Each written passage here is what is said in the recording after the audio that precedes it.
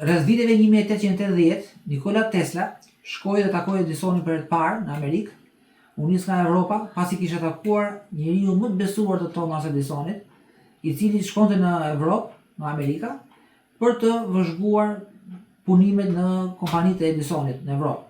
Aty ai takoi Teslën si një inxhinier elektrik i cili ishte shumë i avancuar, shumë i pasionuar, shumë i aftë dhe i la shumë bresa këtij mikut të Edisonit.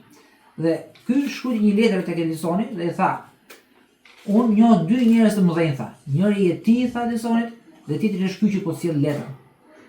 Dhe Edisoni e pranoi menjëherë punë Nikola Tesla.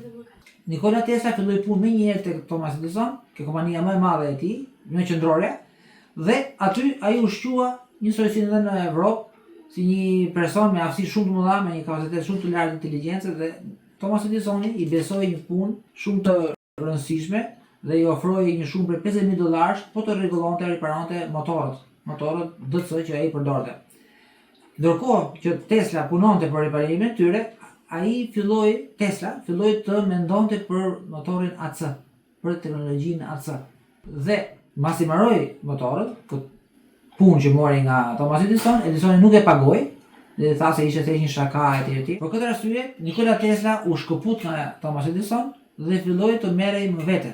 Filloi të punonte për prodhimin e motorit AC, i cili bëri shumë bujë dhe arriti nivele dhe efikasitete shumë më të mëdha se motori DC, por pati shumë kundërshtime nga Thomas Edison. Thomas Edison bënte fushata dhe bënte dite në publik ku ekzekutonte dhe kafsh, si e cili tregonte që rryma AC është shumë e rrezikshme dhe nuk duhet ta përdorë njeri.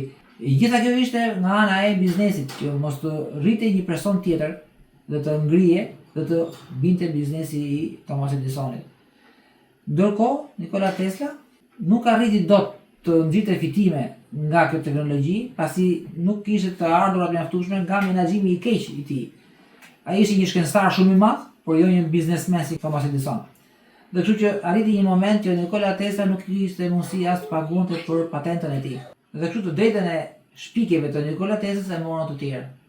Dhe Nikola Tesla asnjëherë nuk u pasurua nga idetë e tij. Ai ishte më shumë një shkencëtar, njëri që mendja e tij punonte më shumë për të krijuar, për të formuar, për të avancuar në shkencë, sesa tek bota e biznesit, si Thomas Edisoni.